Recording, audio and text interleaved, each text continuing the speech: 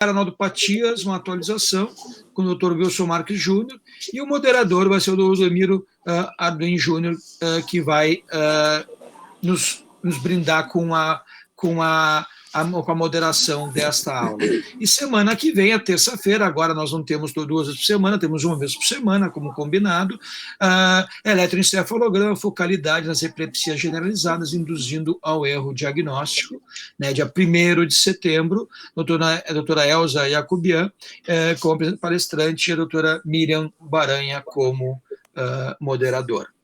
Então, em princípio, eu já sempre faço essa pequena introdução. Agora vou parar minha apresentação, passar para o Demiro e depois adiante com o Dr. Wilson. Boa noite, tudo bem, Castro? É com um prazer muito grande que damos sequência no projeto piloto da Sociedade Brasileira de Biofisiologia Clínica, como o Dr. Marrone, nosso presidente, já acabou de nos falar. Nós cumprimentamos pela iniciativa e pelo sucesso que tem ocorrido, uma forma nova e eficiente de nos reunirmos para estudar. Hoje nós vamos apresentar, então, o Dr. Wilson Marques Júnior, que bem conhecido e colaborador da sociedade, professor titular de Neurologia da Faculdade de Medicina da Universidade de São Paulo, de Ribeirão Preto, no tema de nodos e paranodopatias. As neuropatias inflamatórias vêm recebendo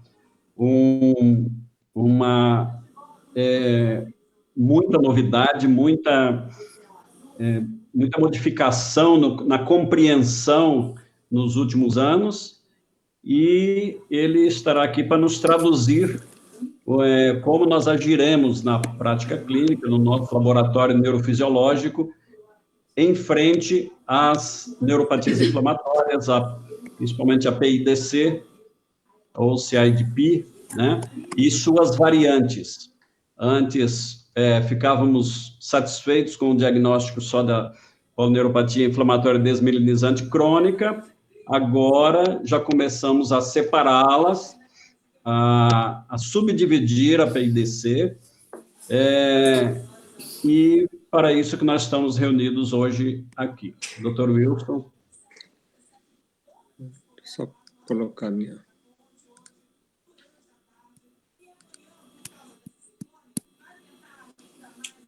Foi aí? Deu certo, gente? Ainda não. Ainda não. Por enquanto, estão as imagens.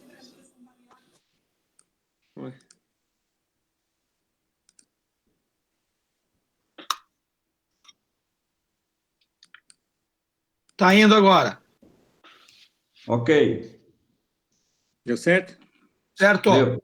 Bom, então, gente, boa noite para todo mundo, né? Eu gostaria de agradecer inicialmente, então, toda a diretoria da SBNC pela oportunidade da gente estar aqui conversando, especialmente ao Dr. Marrone, né, que é o nosso presidente, e ao Dr. Marcelo, que é o responsável aí pela área de neurofisiologia, né, e ao Dr. Odemir, que vai fazer os comentários. Espero que ele não seja muito rígido aí comigo, né? E que a gente vai conversar hoje, né, é sobre as nodoparanodopatias, né, que é um assunto assim bastante interessante, né, que eu acredito assim que está mudando a maneira como a gente interpreta os nossos achados neurofisiológicos, né? Então é um assunto que não é novo, mas que vai acabar repercutindo bastante aí nos nossos laudos, na nossa interpretação de como a gente vê as doenças. Então, esses são os meus interesses de conflito, né? A gente vai fazer uma breve revisão, uma revisão bem focada mesmo da anatomia. Eu vou fazer uma revisão um pouquinho mais extensa da fisiologia, porque acho que é importante a gente entender isso, né? As regras, os protocolos, depois a gente consegue achar, né? E depois vou falar aí das nodopatias associadas à síndrome de Guillain-Barré, o PIDC. Eu acho que não vou ter tempo de falar das outras nodopatias. Bom, essa ideia de nodoparanodopatia, ela não é recente, né? A gente conhece a intoxicação, né, pela tetrodotoxina, né, que é do peixe baiacu, que o pessoal come no Japão para ter formigamento nos lábios, né? E ela nada mais é do que um bloqueador de canal de sódio, né? Então, esse paciente aqui, quer dizer, é conhecido há muito tempo essa propriedade da tetrodotoxina, né? Esse paciente tem um paciente que comeu sem saber, né, um molusco lá contaminado, né? Em 24 horas, ele desapareceram todos os potenciais de ação dele, tanto os motores quanto os sensitivos, né? Ele falou assim, isso é uma lesão axonal muito grave, né? Mas em 48 horas, a amplitude já estava 5,6 milivolts, o normal do pessoal lá é 5 milivolts, né? E em 4 semanas, que eles estudaram o lado errado, né? Começaram estudando o lado esquerdo, depois passaram para o lado direito, mas do outro lado, que também estava ausente, em 4 semanas estava 9,4. Mostrando então que esse paciente teve, na realidade, foi um distúrbio, né, funcional do canal de sódio, né? E esse que é o conceito fundamental aí das naldoparanaldopatias. Pelo menos no seu início, elas representam uma disfunção de um canal sem necessariamente estar associado, quer com degeneração axonal, quer com lesão da mielina. Só lembrando rapidamente, né, todo mundo sabe melhor que eu, né, quer dizer, no sistema nervoso periférico, então, a gente tem o corpo celular, o axônio é o prolongamento desse corpo celular, de tempos em tempos, aqui, de espaço em espaço, a gente vai ter a célula de Schwann, e o prolongamento dessa célula do Schwann vai se enrolar ao redor do axônio, né, formando a bainha de mielina, e a região entre duas bainhas de mielinas subsequentes é o nó de Ranvier, e a região entre dois nodos de Ranvier subsequentes é a região internodal. Lembrando aqui que a bainha de mielina ela tem uma importante função de diminuir a impedância da membrana axonal e de aumentar a resistência transversa, fazendo com que aquela corrente longitudinal interna ela não se perca, né? Ela continue constante entre um nó de Ranvier e o outro, garantindo, então, a efetividade da condução saltatória, né? Aqui um breve resumo só de novo aqui nesse slide anterior, né, quer dizer, porque ele divide bem bonitinho, né, quer dizer, então a gente tem o nódo de Ranvier, lembrando que no nódo de Ranvier é uma área que não é coberta por mielina, a gente tem as microvelocidades, né, aqui a gente tem, na região paranodal, a gente tem essas alças da célula de Schwann, né, nada mais é que é uma região onde a mielina é não compactada, e depois a gente vai ter aqui a região compactada. Então, a gente tem o nódo de Ranvier, não tem mielina, tem microvelocidades. Na paranodal, a gente vai ter aquelas alças, a mielina não compactada. Depois da região justa paranodal e para o internodo, a gente vai ter mielina compactada. Tá? Fazendo uma revisão daquilo que interessa para a gente aqui hoje, né? Então, na região do nódo de Ranvier, é muito importante a concentração de canais de sódio que estão aqui na área, né? E na região justa paranodal, a gente vai ter uma grande quantidade de canais de potássio, são aqueles canais de potássio de abertura rápida, que são aqueles canais que promovem a repolarização, né? Então, eles são muito importantes na repolarização. Aqui, de novo, mais focado ainda, a gente vai ter aqui na região paranodal, eu vou deixar a justa paranodal de fora, né? Na região paranodal, a gente tem 3 proteínas importantes, né? Que é a neurofacino 5,5, que ela está ancorada naquelas alças de mielina, e ela se une à contactina 1 e a proteína associada à contactina 1, que é a Casper1, né? Que essas duas se ancoram aqui no axônio. E essa estrutura, então, ela é unida forma septos, né, que mantém então essas alças de mielina presa na lâmina basal, que é uma coisa extremamente importante, como a gente vai ver, e impede também que esses canais fiquem dançando de um lado para o outro, por exemplo, que os canais de potássio passem para a região nodal. Na região nodal, a gente tem uma proteína importante também, que é a proteína neurofacina 186, e ela se ancora aqui na lâmina basal, né, no axônio, e ela se ancora naquele sistema que vai ancorar o canal de sódio, fazendo com que o canal de sódio fique fixo na região nodal, né? E eu chamo a atenção que toda a região aqui, nódo paranodal, a gente tem antigangliosídeos, aqui está representado o GN1, que a gente sabe que é muito importante na na neuropatia motora multifocal, mas tem vários gangliosídeos. De tal maneira, se eu tiver um ataque aqui contra um anticorpo ou antigangliosídeo, eu posso ter que essa região paranodal ela vai se deformar, ela vai perder sua função por causa de um ataque imunológico. Tá? Bom, essas figurinhas minhas são ridículas, né? Mas acho que elas são interessantes para a gente entender o que a gente vê na neurofisiologia, né? Então, no repouso, a gente vai ter que no meio extracelular, a gente tem uma grande quantidade de sódio, né? De cargas positivas, né? Em relação ao meio intracelular, e no repouso os canais de sódio aqui estão fechados. Quando são membranas excitáveis, então quando a gente altera, quando a gente eleva aqui a potencial de membrana, né? A gente vai chegar num limiar, e esse limiar nada mais significa que esse canal de sódio vai abrir, e então a gente vai gerar um potencial de ação, que é um potencial tudo ou nada, ou ele existe ou ele não existe, e as características dele são as mesmas desde que ele foi gerado, né? Essa corrente, né, que entra do meio extracelular para o meio intracelular, a gente chama de uma corrente iônica, uma corrente de ação, porque existe movimentação da carga do meio extracelular para o meio intracelular, né? Essa movimentação de carga, então, que se concentrou próximo da região do canal de sódio, vai empurrar aquele sódio que estava na região em direção aos dois lados, né? E vai aumentando a concentração de sódio no próximo nodo de Ranvier. Essa movimentação, né, quer dizer, que nada mais é que a corrente longitudinal interna, né, vai gerar, então, uma corrente capacitativa, né, quer dizer, não teve passagem de carga do meio externo para o meio interno, só houve um deslocamento daquela carga que já estava no meio interno. Então, é uma corrente capacitativa. E ela vai fazer o quê também? Ela vai aumentar o limiar, quer dizer, como ela vai alterar o potencial de repouso da membrana aqui, né? Se ele chegando no limiar, vai gerar um novo potencial de ação, né? E então a gente vai ter aí a condução saltatória, que é a condução normal. O que acontece se a gente tiver uma desmielinização, né? A gente já disse que a mielina ela é muito importante porque ela diminui a capacitância aqui do axônio, né, da membrana axonal, do axolema, e aumenta a resistência transversa, impedindo que os íons saiam aqui através da membrana, né? Bom, se eu tiver uma desmielinização, o que vai acontecer? A gente vai perder carga para o meio externo e a gente vai perder carga aqui para a membrana. Então, a corrente longitudinal interna vai cair.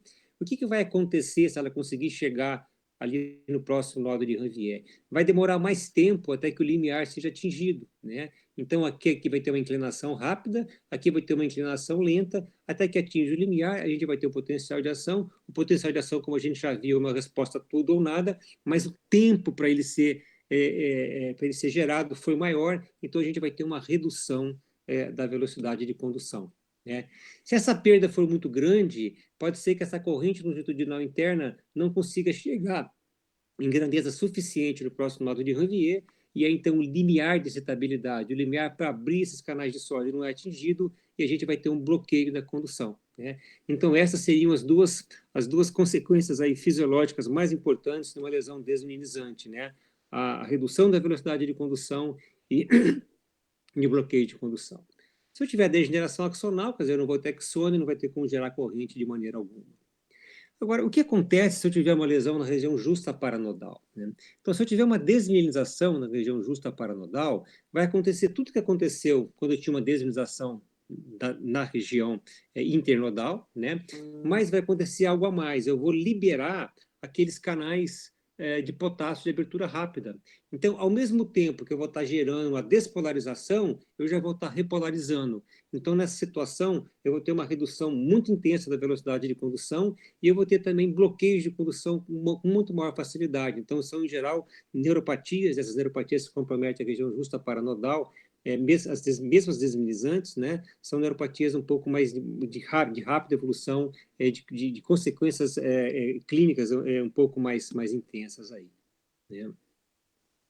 Agora, o que acontece nas nodoparanodopatias, né? Nas nodoparanodopatias, a gente viu, é uma região bastante complexa, né? Tem região nodal, paranodal, justa paranodal, né? Não importa aqui muito para a gente o que vai acontecer, mas a gente vai conversar um pouco mais para frente disso, né? Mas, de alguma maneira, o canal de sódio não vai se abrir ou não vai se fechar da maneira adequada, né? Então, a gente vai ter uma situação, né, que vai fazer com que o limiar de excitabilidade não seja atingido e a gente vai ter bloqueio de condução, né? Então, nas nodoparanodopatias, a gente teve sempre a ideia, né, sempre se teve a ideia dos neurofisiologistas que era uma situação onde ela gerava bloqueio de condução, como acontece lá na tetrodotoxina, né? Que seria a manifestação fisiológica das nodoparanodopatias, né? Só como um corolário ali, né? Quer dizer, se essas nodoparanodopatias, dependendo aí do mecanismo delas, né? Elas podem começar com uma região focal, na membrana, no axonema, mas elas podem gerar uma degeneração axonal por dois mecanismos aqui, né? Um deles gerando esses complexos de ataque à membrana e outros ativando aqui essa bomba que troca sódio e cálcio de maneira inversa. A gente não vou ter tempo de falar sobre isso, mas vai aumentar a concentração de cálcio no interior da célula e por uma série de mecanismos aí, isso que envolve os neurofilamentos e mitocôndria, vai ter degeneração axonal.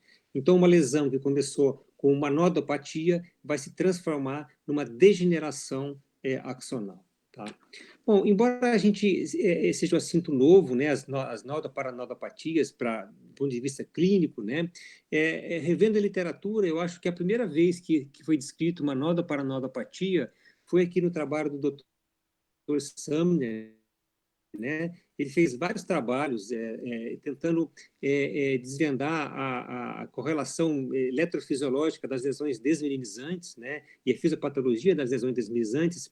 E um grupo de trabalhos que ele fez, ele usava soro antigaláctico cerebrosídeo para promover desmineralização, né? Então, aqui o bloqueio de condução, né, do potencial proximal, né? Aqui bloqueio de condução do potencial proximal, sem querer eu apaguei o outro slide, mas mostrando que a recuperação desse potencial é extremamente rápido, ou seja, isso não pode ser remilinização e não pode ser lesão axonal, né?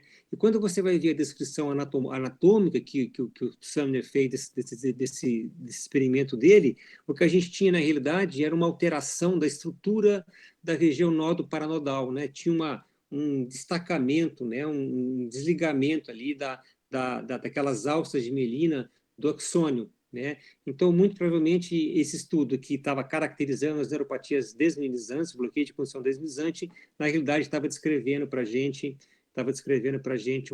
um bloqueio de condução associado a uma nodoparanodopatia. De qualquer forma, né, classicamente, a gente sabe que na síndrome de Guillain-Barré, então, a gente teria duas situações, né? Uma situação de uma neuropatia axonal, né? É uma história extremamente interessante também, isso não era aceito no começo, mas infelizmente eu não vou ter tempo para a gente contar a história para vocês, né? E uma outra neuropatia desmineralizante, cuja repercussão principal é o bloqueio de condução, mas que na neurofisiologia a gente vê também redução da velocidade de condução, dispersão temporal e assim por diante. Então, a gente teria duas manifestações neurofisiológicas, duas apresentações neurofisiológicas da síndrome de Guillain-Barré. Uma situação de degeneração axonal e uma situação de neuropatia desmineralizante, né? Aqui, então, na desmineralização, a gente teria lesão da mielina, a gente vai perder aqui, então, aquela corrente longitudinal interna, o fator de segurança para a condução vai cair para menos de 1, e eu vou ter, então, o bloqueio de condução ou a redução da velocidade de condução. Aqui no exemplo nosso, aqui que tem as duas coisas, né? Bloqueio de condução e redução da velocidade de condução. É interessante que a gente saiba também que a remilinização não é uma coisa assim tão simples, né? E o restabelecimento da condução também não é tão simples. No primeiro momento, né, quer dizer, quando a fibra mielinizada vai se formar, a mielina vai como que empurrando os canais de sódio para aquilo que vai virar o nódulo de Ranvier. Quando a mielina desaparece, toda aquela estrutura que mantém o canal de sódio na região nodal, ela também é destruída, né? Então, o que vai acontecer? Quer dizer, os canais de sódio vão se distribuir ao longo do axônio desmielinizado. Então, num primeiro momento, a gente vai ter quase que uma condução contínua, como se fosse uma fibra desmielinizada. Depois, à medida que a mielina tenta se refazer, vão se formando clusters de canais de sódio, igual aconteceu lá no embrião, e a gente passa a ter uma condução microsaltatória extremamente lenta. E depois vem a remilinização, né? E na remilinização, geralmente ela faz com custo fisiológico. Qual seria esse custo? Ela, em geral, ela é mais fina que a original, e, em geral, os internodos são menores, ou seja, a velocidade de condução, mesmo na fibra remilinizada, vai ser menor, né? Às vezes a gente estuda um paciente com Guillain-Barré anos depois e a velocidade de condução ainda está reduzida, por causa desse fenômeno aqui, né? Então, a gente vai ter que na remelinização, é um processo lento, que demora várias semanas, meses, e demora muito tempo para que haja uma melhora significativa, então, da velocidade de condução e da dispersão temporal, né? Quando o mecanismo principal é uma remelinização que atinge vários interneuros. Tá? Na forma axonal, não tem muita dúvida, né? A gente tem uma acentuada redução aí da amplitude, e a velocidade de condução ou ela é normal, ou ela é proporcional à perda daquelas fibras de condução mais rápida. Então, sim, classicamente, a síndrome de Guillain-Barré, a gente tinha duas formas de uma manifestação neurofisiológicas. A UAIDP e a forma axonal, que pode ser tanto o AMISAN, né, a forma assistivo-motora, como a forma motora, que é muito mais comum. E, tradicionalmente, a gente sempre interpretou isso como sendo um quadro mais grave, né? O exemplo clássico foi aquilo que aconteceu na China, né? Onde teve um monte de crianças, né? Com síndrome de Guillain-Barré axonal. Mas mesmo na China, né? Quer dizer, algumas dessas crianças, alguns desses pacientes tinham uma recuperação excelente e rápida, muito mais rápida que na forma mielínica. Então, a neurofisiologia inicial sugeria uma forma axonal, né? Que a gente subentende como sendo degeneração axonal, mas alguns pacientes melhoravam muito rapidamente, né? Aqui está um exemplo, né? Quer dizer, um paciente nosso aqui, né? Quer dizer, no primeiro exame a amplitude estava extremamente reduzida, né? Mas 2 semanas depois tinha dobrado a amplitude, mais que dobrado a amplitude. Quer dizer, isso não pode ser nem remelinização, nem regeneração axonal. Tem que ter algum outro mecanismo, né? E esses autores aí, né, um cínico, Vabar e Yuki, de uma maneira independente, de maneira associada, fizeram vários estudos aí experimentais e clínicos, né, para tentar desvendar esse mecanismo aqui, né? Quais seriam os mecanismos responsáveis por essa alteração tão rápida, por essa melhora tão rápida aí da amplitude. Um fato interessante nesses pacientes, né, é que quando você faz a biópsia deles, você vai ver que a principal alteração está na região nodal paranodal, né? É como se a bainha de Melina se tivesse se destacado, né? Ela se dissocia, ela se separa da lâmina basal, né? Então aqui seria um quase normal, né? Aqui você vê que está tudo bagunçado porque ela está se dissociando, está separando da lâmina basal.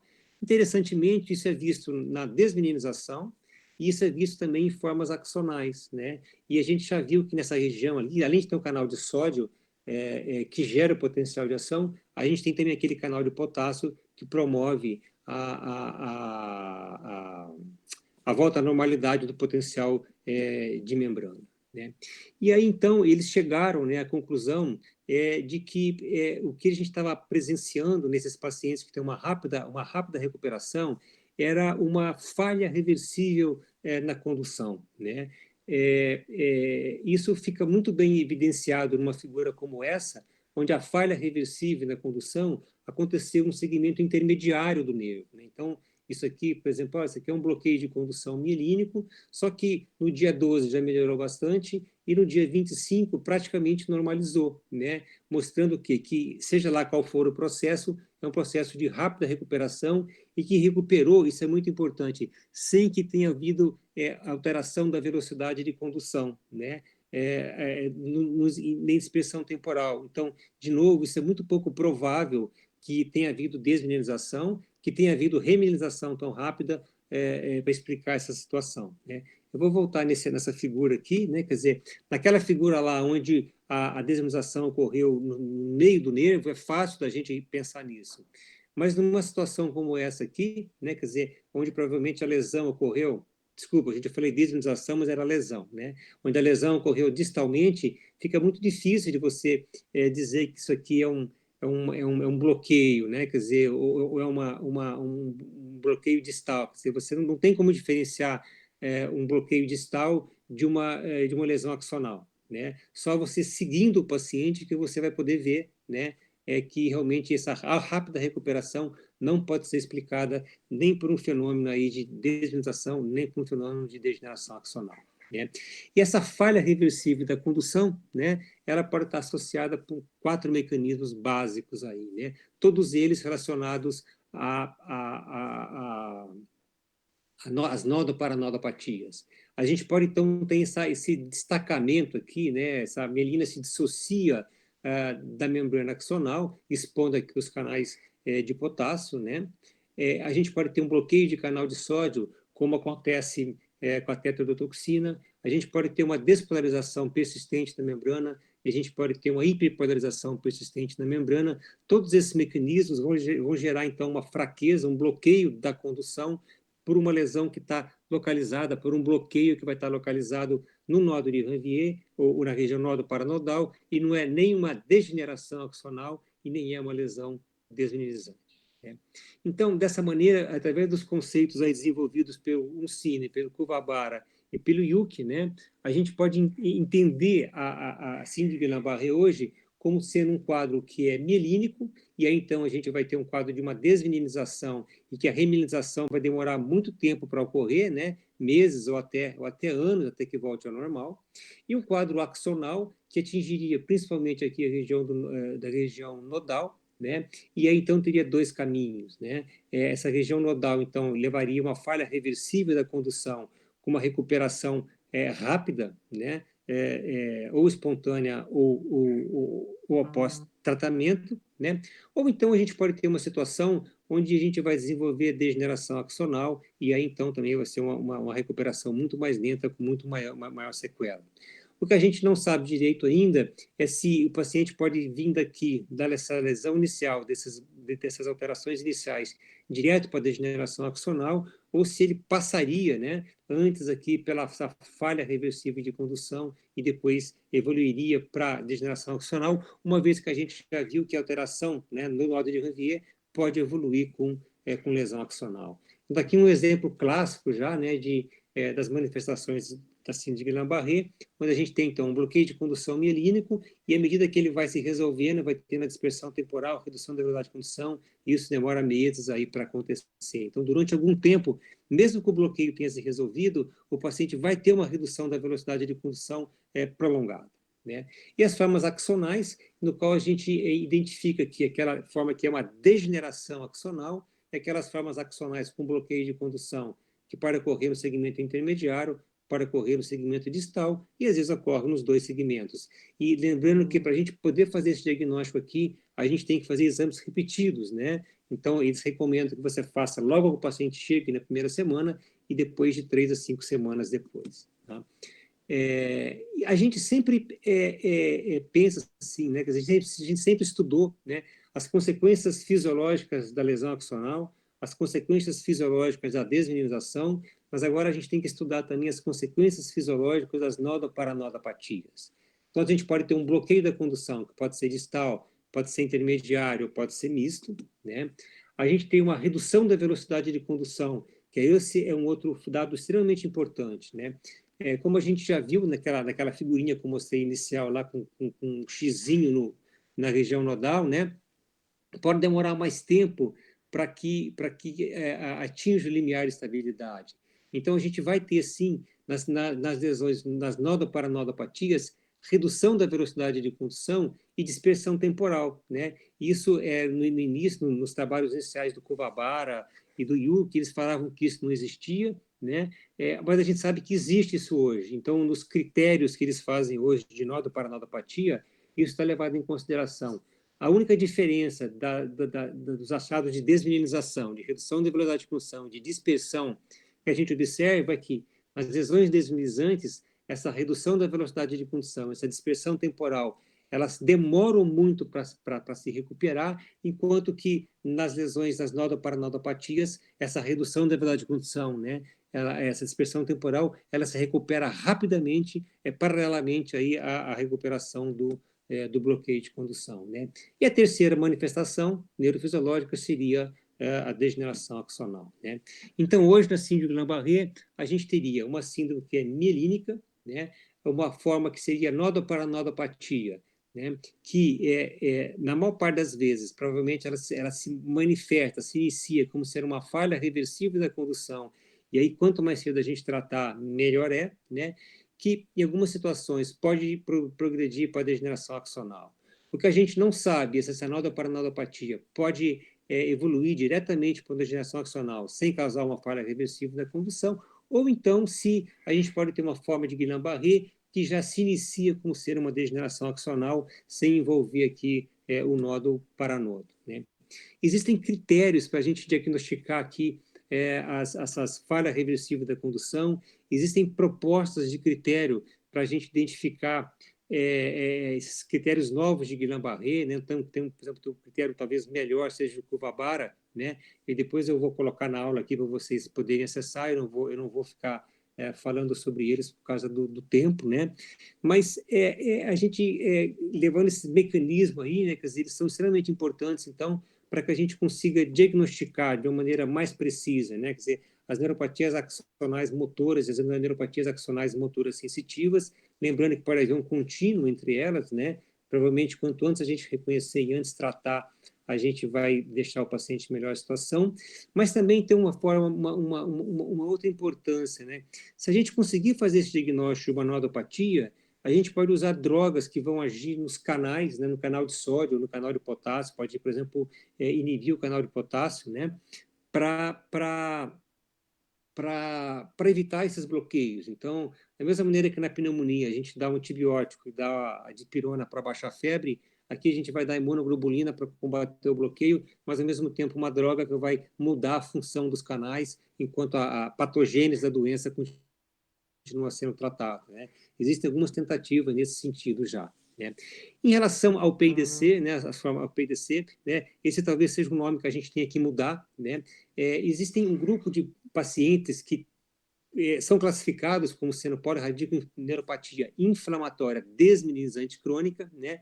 Que estão associados aqui a uma classe especial de imunoglobulina, que são as IgG4, né? E a gente tem IgG4 contra a neurofacina 155, a contactina 1, o Casper 1 e a neurofacina 186 ou a neurofacina 140, né? Então, essas doenças são bastante raras, né?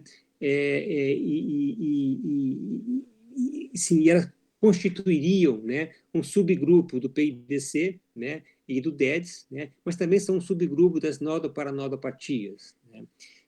Só que esses pacientes, na realidade, quando você faz as fibras nervosas desses pacientes, você encontra edema endoneural, você encontra perda de algumas fibras mielinizadas, né, como se fosse uma degeneração axonal, mas você não tem ausência de filtrado inflamatório, não tem macrófagos. Macrófago é uma característica do PIDC, né? Não tem, o PIDC clássico se caracteriza por uma desmielinização mediada por macrófagos, né?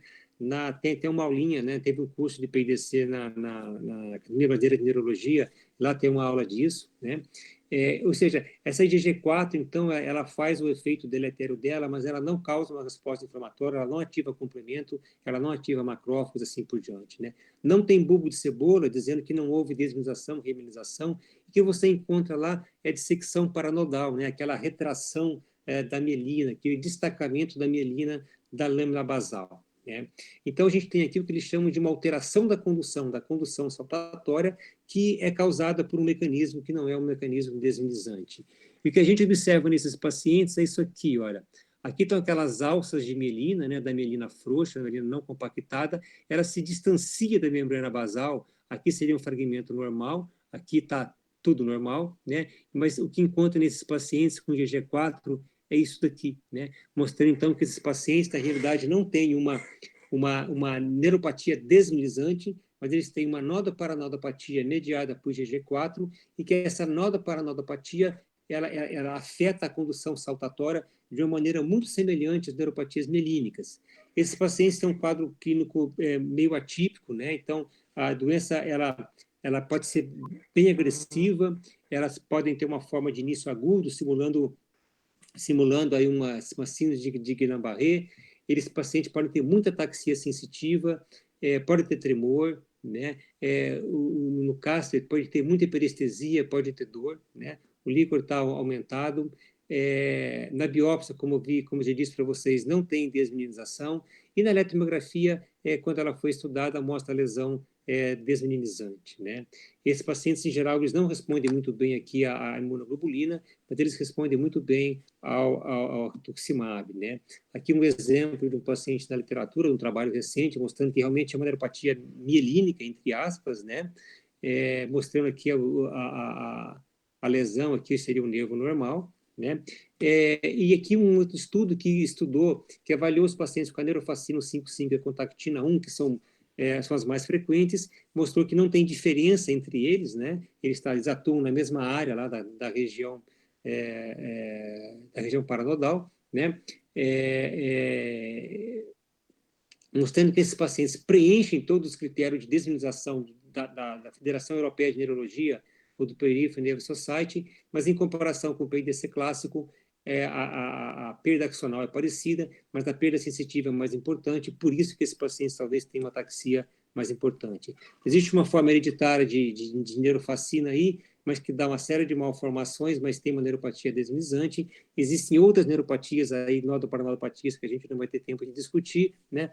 Mas o que eu acho interessante, a gente estar atento, né, que aquela dicotomia clássica em axonal e desminimizante, a gente vai ter que deixar de lado, e que daqui para frente agora, toda vez que a gente encontrar uma neuropatia, né, com redução da velocidade de condução, com dispersão temporal e com bloqueio, a gente vai ter sempre que perguntar, né, quer dizer, isso é uma nodopatia ou isso é uma lesão desminimizante, né? Eu acho que isso, ao mesmo tempo que complica a vida dos neurofisiologistas, é um grande estímulo aí para a gente continuar estudando, continuar avaliando esses pacientes, né? E tentar aí talvez descobrir maneiras de distinguir aquela redução da velocidade de condução que é resultante da mielina e aquela redução da velocidade de condução que é resultante das paranodopatias. Isso provavelmente vai ter implicações, como já tem na forma de tratamento, né?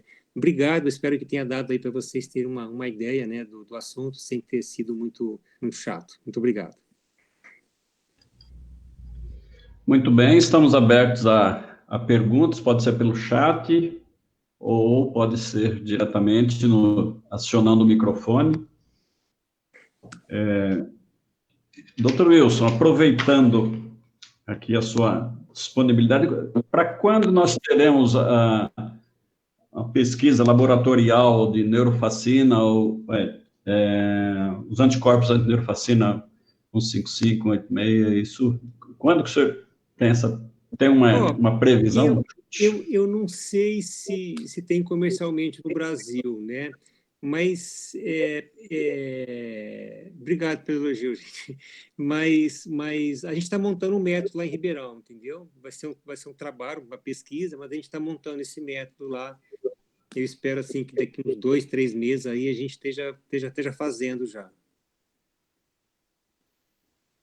Muito bom. Doutor Nóbrega, que bom vê-lo. Otto. O Otto também trabalha bastante esse assunto. Vamos lá, Otto. Nóbrega, está fechado o seu microfone. Não tenho nada a acrescentar, não. Achei ela muito boa. Parabéns, Wilson. Obrigado. Nóbrega, aciona o microfone, Nóbrega. Professor Wilson, é Raquel. Oi, Raquel.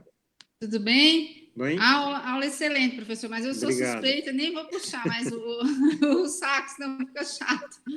Mas deixa eu perguntar, eu sempre pergunto a mesma coisa em relação à agulha desses quadros agudos, professor. O senhor acha que ela pode ajudar? Eu acho que ela pode ajudar muito. Na agulha, você falou?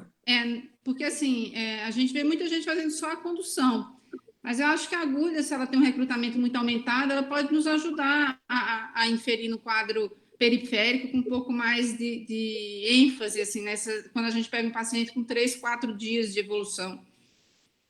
Eu acho o seguinte, né, quer dizer, se os dois mecanismos ali geraram bloqueio de condução e lesão axonal, nas duas situações você vai ter uma unidade que é normal, descarregando rapidamente, porque perdeu a unidade motora, né? Eu acho que talvez a gente pudesse ter uma diferença, talvez assim, se na precocidade com que a fibrilação fosse aparecer, os sinais de irritabilidade aparecessem, né? Mas que eu me lembro, eu nunca vi um trabalho parecido, né? Acho que a gente pode fazer um trabalho desse aí, ver se tem uma alteração na agulha, mas eu acho que o recrutamento não vai ser a maneira de fazer o diagnóstico diferencial, porque nos dois vai ter o bloqueio, então vai ter uma unidade motora que é normal descarregando rápido, eu acho. Cuidado de mim, velho, ó, sou velhinho, hein?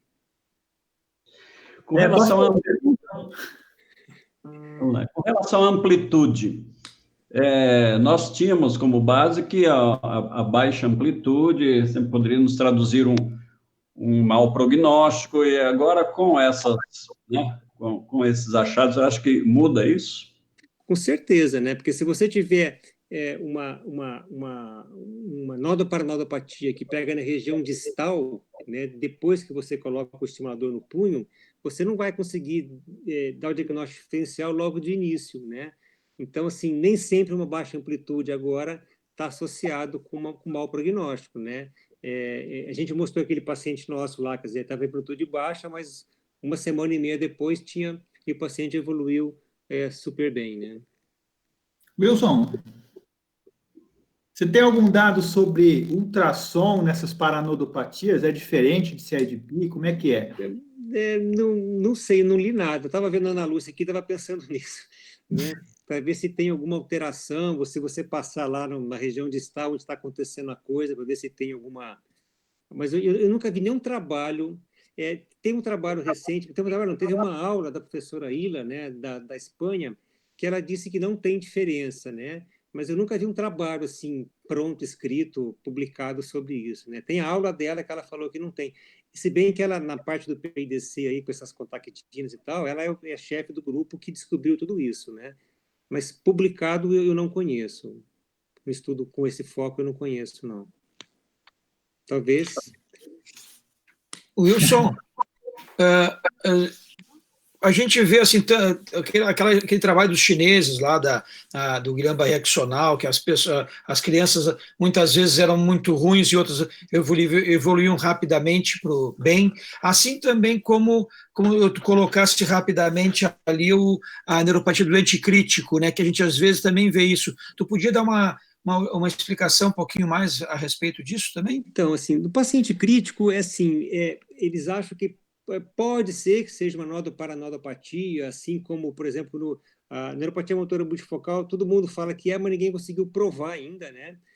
Mas naqueles pacientes assim de Guillain-Barré axonal, assim, tem achados bastante interessantes, né? Alguns desses pacientes, quando eles faziam a biópsia lá, né? Quer dizer, eles viam que tinha uma degeneração axonal extremamente importante. E outros pacientes, quando eles faziam a biópsia, eles viam só que na região do nódo de Ranvier, né? Tava eles falam de detachment, estava separado a mielina da lâmina basal, né? Mostrando então que aquela estrutura, né? Quer dizer, aquelas estruturas lá, né? A contactina com a neurofacina e tal, a função delas é manter, primeiro, impedir que os íons fiquem balançando para um lado para o outro, né, que eles fiquem na região que eles devem estar, mas manter a estrutura daquela região, uma vez que a mielina é frouxa, né? Então, assim, quando você tem lesão disso, né, aquilo se abre e aí compromete toda a condução. Então, muitos desses pacientes aí que evoluíram bem, o que eles achavam na biópsia é só a mielina solta, flutuando ali, fora do axônio. E essa seria a explicação, né? Que na época ninguém bolou foi toda essa sequência neurofisiológica aí, né? Mas o achado anatômico foi esse daí, né? E é muito interessante isso, né? Quer dizer, me lembro quando eu voltei para o Brasil, dos Estados Unidos, né? A imunoglobulina estava começando a ser aplicada, assim, e eu me lembro de uma menininha que estava na UTI com Guillain-Barré, até hoje, assim, ela já é avó hoje, né? Ela vai no hospital ainda por outros motivos, mas ela estava no respirador. Eu falei, vamos fazer imunoglobulina? O que é isso, né? Eu expliquei para o Hamilton, tal, ele derrubamos imunoglobulina da hemato. 2 dias depois chegamos na UTI e a menina estava sentada, né? A eletromiografia tinha melhorado muito, né? E todo mundo tem história dessa para contar, né? Então, mostrando realmente que existe um bloqueio funcional aí, né? E a explicação veio depois aí com esses 3 autores aí, né? Marrone, eu tive uma experiência recente, assim, em relação ao paciente crítico, até um rapaz pós-Covid, e que tinha muito músculo envolvido. Então, eu acho que, além, o quadro sensitivo, o motor era pequeno, mas a parte muscular estava muito grave. Então, eu acho que isso também pode atrapalhar a recuperação do paciente, porque, na verdade, é uma neuromiopatia, né, do paciente crítico, né? E a neuropatia pode ser só motora e fica mais difícil também de distinguir da miopatia, né? Eles recomendam, né, que quando você vai estudar paciente crítico, você faça estudo da condução da fibra muscular também, para ver se ela está normal ou não, para tentar topografar a lesão. Quase ninguém faz isso, mas eles recomendam que seja feito isso.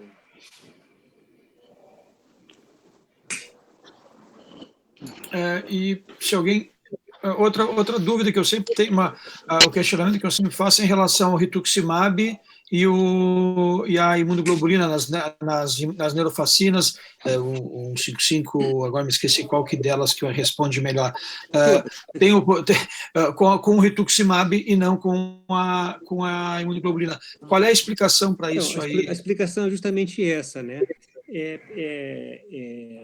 Na verdade, assim, o PIDC associado, né, com neurofacina, anticontactina, anticasper, a neurofacina 5586, na verdade não é um PIDC, né, porque não é desminimizante, entendeu? E o IgG4, ele não é igual aos outros imunoglobulinas. Ela não ativa o complemento e ela não desencadeia uma resposta inflamatória.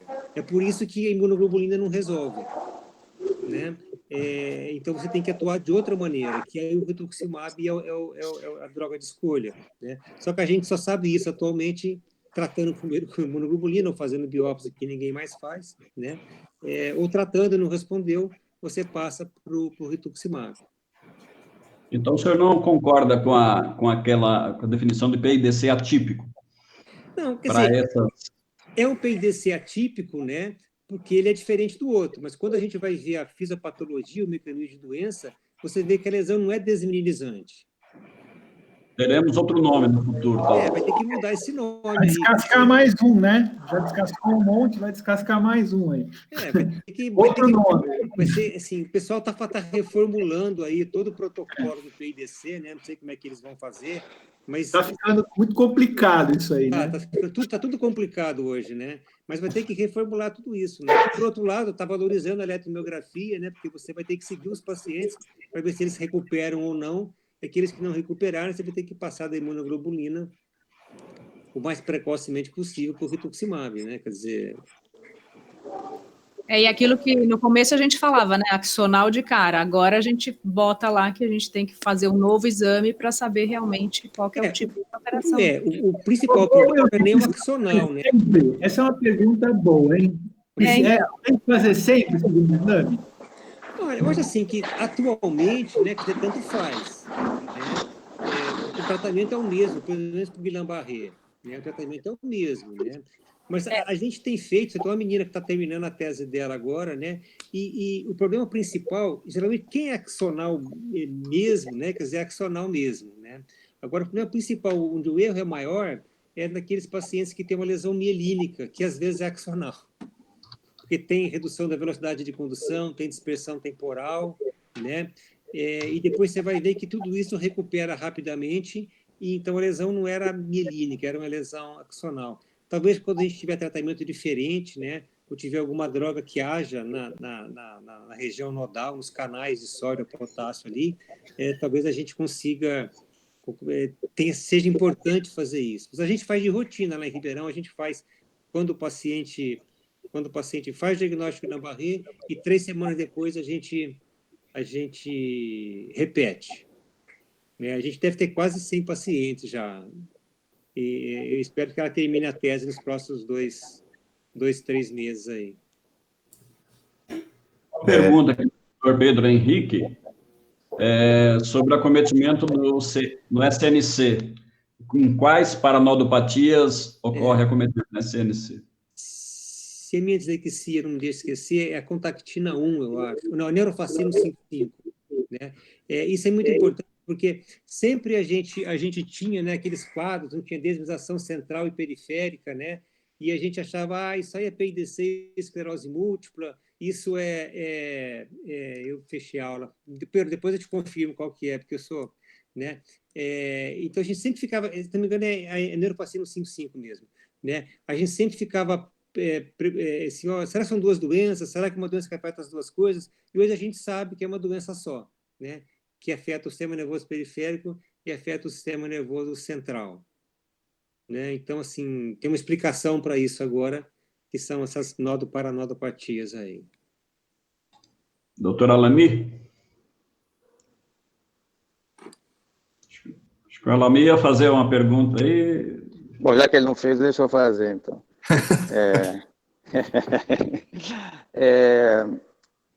Esses pacientes desse grupo de PIDC, né, que são anticorpos positivos para neurofacina, eles têm essa característica diferente, né, Wilson? E até importante falar também da idade, né, mais precoce do que os pacientes PIDC normal. Vocês estão escutando? Tô. Tá. E uma outra coisa que eu acho interessante, que talvez fosse a gente pudesse atuar na nossa clínica, no laboratório, seria nessa diferenciação desse paciente, né, que tem essa fase SPIDC agudo, né, ou subagudo, e diferenciar, talvez, tentar diferenciar isso do paciente com Guillain-Barré clássico, né, desmielinizante. Obviamente, nessa fase inicial, eu acho que não existe como, né, nesses primeiros 4 semanas, mas esse paciente do Guillain-Barré, ele não mantém, mesmo desmielizante, ele não mantém, né, depois de 30 semanas, essa desmielização. Que a gente vê isso nesses pacientes com PIDC, né? Então, um exame seriado, óbvio, mas um exame seriado já com uma revisão bem mais distante para a gente tentar ver quem é quem, né? Que esse é um PIDC-A, né? Ou é um Guillain-Barré que está evoluindo, que ficou com alguma sequela. Essa que é a minha dúvida, entendeu? Se a gente vai conseguir algum dia achar nessa fase inicial, nessas 4 primeiras semanas, a diferenciação entre um PIDC-A e uma Guillain-Barré desmielinizante. Isso é complicado também, né? Porque tem aqueles pacientes com PIDC clássico que também evoluem, começam com quadro agudo, que também evolui para PIDC depois, né? Então, assim, realmente, assim, é o que eu disse, né? Quer dizer, é um desafio que os neurofisiologistas têm pela frente agora, né? Uma coisa que, da mesma maneira que complica a nossa vida, né? Principalmente, tanto assim, é axonal, é um bloqueio, ou é desmielizante, ou é uma nodopatia, né? Então, assim, aquela visão clássica de que reduziu a velocidade de condução, dispersão temporal, aquilo até acabou, né? Quer dizer, eu era um cara que mais defendia isso, né? Mas, assim, tá errado isso agora, né? A gente vai ter que rever tudo. Mas é um desafio que a gente vai ter, né, Marcelo? A gente vai ter que agora tentar encontrar parâmetros que ajudem a gente a diferenciar uma coisa da outra, né? Só um dado, né? Quer dizer, tem algumas dessas formas aqui, por exemplo, a antifacina 186, o mesmo anticasper, tem início mais tardio do que a PIDC comum, né? Quer dizer, então varia muito também a idade de início, né? Quer dizer, embora seja bastante variável, essas duas, pelo menos, a tendência é começar nos velhinhos aí, né? Estou tentando achar aqui. Gente, eu estou confirmando que é neurofacina 55 mesmo, que dá lesão do sistema nervoso central. Respondido, doutor Pedro Henrique. Tem um comentário aqui do doutor Alexandre, que ele concorda, que acha que deve repetir mesmo o primeiro exame, porque o primeiro, muitas vezes, é muito precoce e não é o pior, entre aspas, exame do paciente. Um segundo exame ajuda no segmento posterior. Doutora Cassiana também tem uma pergunta. Um paciente com PIDC atípica em evolução insatisfatória com o uso de imunoglobulina e ou corticoterapia. Na impossibilidade para realizar o estudo genético, o senhor indicaria biópsia ou tentaria prova terapêutica com o uso de rituximab? Eu acho até que ele já respondeu. Eu acho que é interessante essa pergunta dela, né? Em relação à resposta do Alexandre, eu concordo com ele, até que a gente faz isso sempre, né? E agora a gente vai ver o quanto de erro que a gente tem nos dois sentidos, né? Naquele que a gente diagnosticou como axonal e naquele que a gente diagnosticou como seno mielínico, né? é um número bom de pacientes, né? Quanto a essa última pergunta, ela é extremamente interessante, né? Porque para complicar ainda mais, né? Quer dizer, a gente tem vários pacientes, a gente também está preparando esse artigo também para esse estudo, né? Que foram diagnosticados como PIDC e eram Charcot-Marie, né? E outros que eram diagnosticados como Charcot-Marie era PIDC, e alguns que têm as duas coisas juntos, né? A gente tem, por exemplo, uma paciente que ela tem uma mutação no MPZ, né? Que é muito interessante, quer dizer, essa moça, ela tem uma história assim extremamente crônica, né? Mas de uma coisa que melhora e piora, e ela foi diagnosticada como sendo Charcot-Marie, né? A gente encontrou a mutação, mas aí um dia lá ela foi na época do Zika, ela piorou muito. Eu falei, vamos dar corticoide para ela, né? E aí ela tinha um nenenzinho pequeno e ela não conseguia segurar o nenê para dar mamar. Nunca tinha conseguido segurar, mesmo antes do Zika. Quando ela tomou o corticoide, ela chegou andando lá, segurando o nenê, e falou que nunca na vida dela ela tinha conseguido isso, né? Então, provavelmente, seria uma simples sobreposição, né? De um quadro hereditário, mais de um quadro imunológico crônico, né? E ela ficou dependendo disso, né? A gente tem uma criança também que é a mesma coisa, tem a duplicação, e a gente tem que manter essa menina com imunoglobulina faz anos, né? Se a gente tira, ela piora, para de andar. Se a gente dá, ela volta a andar, volta a ter atividade. Então, realmente é complicado, né? Quer dizer, assim, se o paciente tem um PIDC, né? Tem uma neuropatia desmilizante assimétrica lá, e não responde ao tratamento, se eu pudesse, eu faria as duas coisas. Quer dizer, eu daria o rituximab, né? Ou se eu tiver o teste genético rapidamente, eu faria o teste genético rápido e daria o rituximab. Se o teste genético vai demorar, eu daria o rituximab para checar. Porque, assim, realmente está ficando complicado, né? Quer dizer, a gente tem as 3 situações que podem se sobrepor, né? Marrone tem umas perguntas, faz você mesmo, direto aí, Marrone. Você fez no chat aí. Sim. O problema, assim, não, tá legal, já tá entendido, não tá funcionando, é uma polineuropatia, a gente não vai conseguir, por enquanto, anticorpo, então vamos tentar com corticóide ou imunoglobulina, não funcionou, vou tentar com rituximab. Ok, como eu convenço os gestores a me liberarem o rituximab? Eu vou ter que estar mentindo porque o cara tem artrite reumatoide ou o que seja? Eu tentei várias vezes em pacientes meus, eu não consegui. Eu não estou dentro de uma estrutura acadêmica no sentido, sei lá, assim como a USP, por exemplo, ou em outra estrutura. Como é que é para os réis mortais conseguir rituximab nessa situação? Eu vejo alguns poucos pacientes particulares, né? E quando tem a situação, eu mando entrar na justiça, entendeu? Eu faço um relatório bem feito, né? Explico tudinho, foi feito isso, o paciente está piorando, e mando 2, 3 artigos junto lá. O juiz manda, assim, os poucos pacientes que eu tive, né? Que assim, 4 ou 5 aí, o juiz mandou dar 48 horas para o convênio comprar, entendeu? Então, quer dizer, assim... Mas mesmo no teu serviço, mesmo no SUS, por exemplo, consegue ou como é que funciona? Não, está complicado, entendeu? Agora está muito complicado, assim, a gente não consegue, né? Quer dizer, se é um paciente de outro estado, alguma coisa assim, né? A gente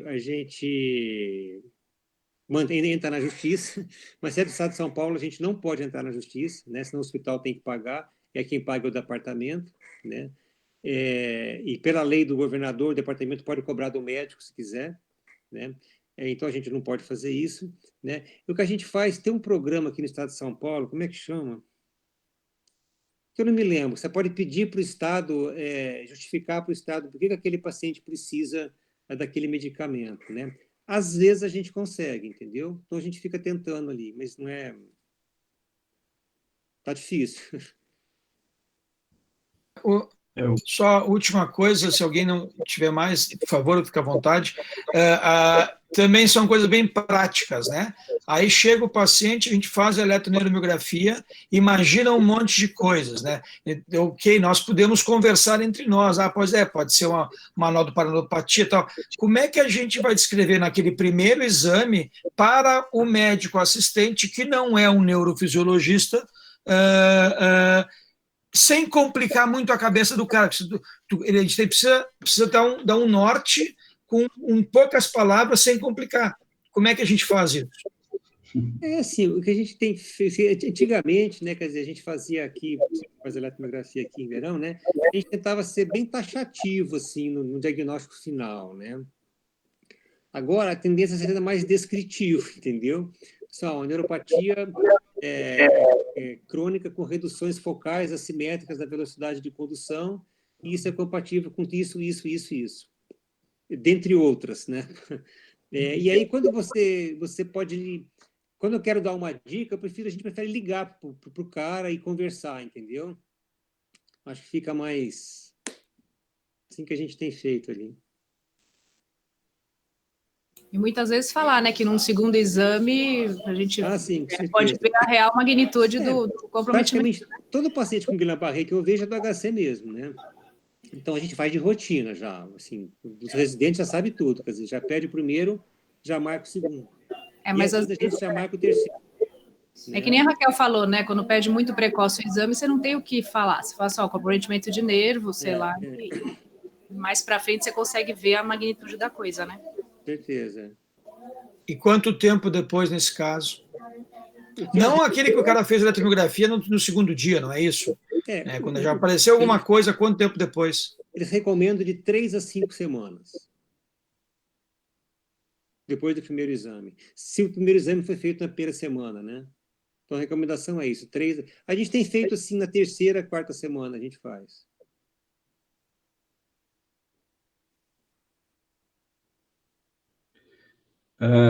O doutor Vinícius quer saber quando que estará no YouTube. Amanhã. Vou passar a pergunta do doutor. Amanhã o Edmilson está aí, né, Edmilson? Mas, assim, via de regra, todas as aulas, exceto uma, que ainda nós estamos vendo por um problema técnico, sai no dia seguinte até meio-dia. A semana passada era 9 horas, 8 horas da manhã já estava pronto, tá bom? No nosso site demora um pouco mais por problemas técnicos também, mas amanhã ela já está disponível lá, certo? Então, não só ela, como todas as outras, exceto uma, tá bem? Certo? Vocês podem ver lá, tem 330 acessos, 290, tem várias. Cada semana aumenta o acesso, inclusive da primeira aula, da segunda aula, que são aulas que já fazem, sei lá, mais de 20, mais de várias semanas, né? Muito bem. A Karina está colocando aqui, Odemiro, vê o que a Karina está colocando ali, por favor. Tem. Ela disse que, por via judicial, a Justiça solicita um parecer técnico ao responsável técnico estadual, distrital, no caso de Brasília. Se o parecerista concorda, a Justiça dá seguimento à aquisição e fornecimento da medicação. Mas tem que ter um relatório bem consistente.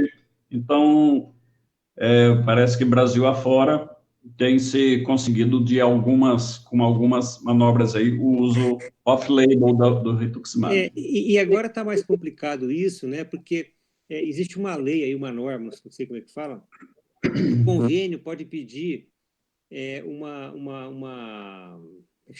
comitê lá, como é que chama?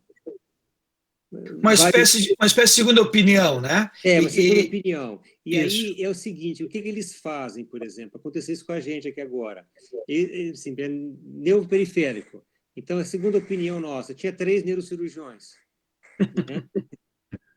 E, sim, isso é um programa que o Ministério ele abriu, as pessoas que querem serem peritos, eles se inscrevem lá, e aí o convênio escolhe, tem uma lista de peritos lá, ele escolhe qual que ele quer e pergunta se você concorda ou não, mas se concordando ou não é aquela lista, né? E é sempre assim, que às vezes não são bobos, né? Assim, nessa última vez agora tinha 3 neurocirurgiões para dar opinião de negócio de esclerose múltipla. Então, quer dizer, se o juiz não manda ele dar rapidamente, se o juiz fala, não, você tem que dar isso, aí ele entra com essa manobra aí. Agora, se o juiz fala, ó, você tem 48 horas, aí não tem jeito. Ok. Então, agradecendo a todos. E nós tivemos 85 pessoas no pico da nossa aula, quem quiser aprofundar e depois apertar mais o Dr. Wilson, pode ver com bastante detalhe a aula no YouTube amanhã e depois passar por e-mail com questionamentos para ele. Muito bem. E semana que vem, então, terça-feira que vem, vai ter de eletroencefalograma, como a gente sempre faz. A gente coloca a SPNC divulga e todas as pessoas também no boca a boca divulgam. Pessoal, agradeço muito a todos, muito obrigado. Wilson, realmente muito ilustrativo. Odemiro, muito obrigado de novo. Marcelo, obrigado por ter escolhido esse assunto. Pessoal, boa noite para todos. Boa noite a todos, obrigado. Tchau, tchau.